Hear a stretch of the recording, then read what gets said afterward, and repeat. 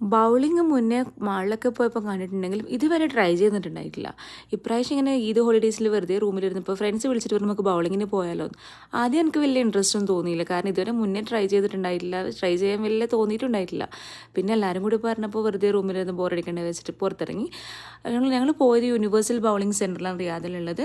ഇവിടെ per head 40 റിയാലാണ് വരുന്നത്. അപ്പം നമ്മളവിടെ ടിക്കറ്റ് എടുത്ത് വെയിറ്റ് ചെയ്യുന്ന സമയത്ത് ഇപ്പം കുറച്ച് ഗെയിംസ് ഉണ്ടായിരുന്നു. ഗെയിംസിനൊക്കെ 5 റിയാൽസ് മാത്രമേ ഇവിടെ ചാർജ് വരുന്നുള്ളൂ. അപ്പം മുന്നേ പരിചയമില്ലാത്തതുകൊണ്ട് ഞാൻ ഫസ്റ്റ് ഇറങ്ങില്ല, ഞങ്ങളെല്ലാം കളിച്ച് ലാസ്റ്റ് മാത്രം ഞാനാണ് ഇറങ്ങുന്നത്. അപ്പം ഞങ്ങൾ 4 പേരുള്ള മാച്ച് എടുത്തു. അതിൽ 4-മത്തത് മാത്രമേ ഞാൻ ട്രൈ ചെയ്തുള്ളൂ.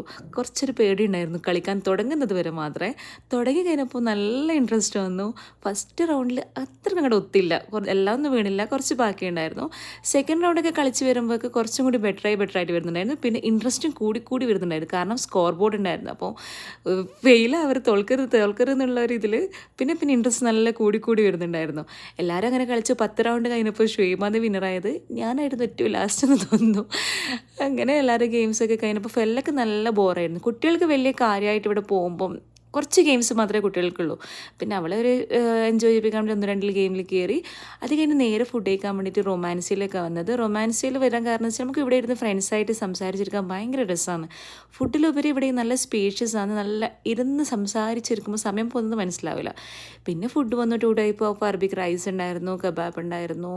എല്ലാവരും കൂടി നല്ല രീതിയിൽ ഫുഡൊക്കെ കഴിച്ചു. അവിടെ നിന്ന് അങ്ങനെ ഇറങ്ങി. അപ്പോൾ ഇന്നത്തെ ദിവസവും കഴിഞ്ഞു.